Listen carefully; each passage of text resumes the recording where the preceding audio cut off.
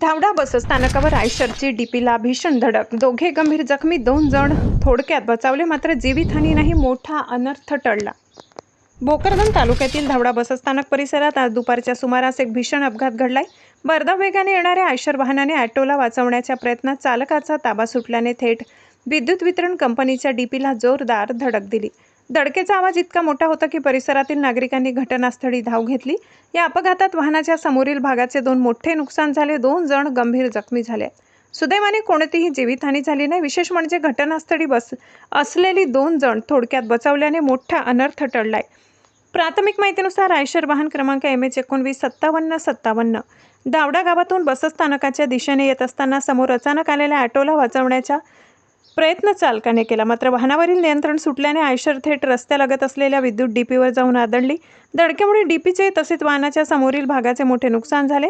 या अपघातात वाहन मालक चालक सुभाष पाटील राहणार जळगाव तसेच किन्नर रवींद्र आंबेकर दोघेही गंभीर जखमी झाले. अपघाताची माहिती मिळताच ग्रामस्थांनी कोणताही वेळ न दवडता घटनास्थळी धाव घेत जखमींना बाहेर काढले.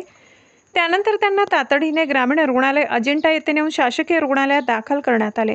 प्राथमिक उपचारानंतर पुढील उपचारासाठी त्यांना जळगाव येथील शासकीय रुग्णालयात हलविण्याचा निर्णय नाहीच, ही माहिती समोर येत आहे. अपघातानंतर विद्युत डीपीचे नुकसान झाल्यामुळे परिसरात मोठी भीतीचे वातावरण निर्माण झाले होते. मात्र घटनेची माहिती मिळताच विद्युत मंडळाच्या अधिकाऱ्यांनी व कर्मचाऱ्यांनी तातडीने घटनास्थळी धाव घेत वीज पुरवठा बंद केला. त्यांच्या तत्परतेमुळे विद्युत प्रवाहामुळे होऊ शकणारी संभाव्य जीवितहानी टळली. ग्रामस्थांनीही विद्युत मंडळाच्या कर्मचाऱ्यांच्या तत्पर कार्याचे कौतुक केले.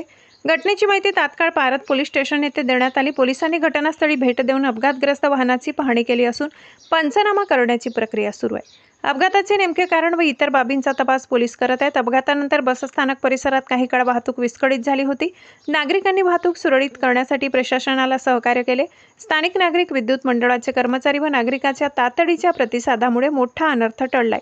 धावडा परिसरात या अपघाताची दिवसभर चर्चा सुरू होती. या संदर्भात नागरिकाच्या धावडा बसस्थानकावरील दोन्ही डीपी या जागेवरून हटविण्याची मागणी नागरिकांकडून होत आहे. अन्यथा लोकशाही पद्धतीने नागरिकांचे उपोषण सुरू राहणार असल्याची माहिती नागरिकांनी दिली. शहा न्यूज मराठीसाठी न्यूज रिपोर्टर राजू शहा, जालना.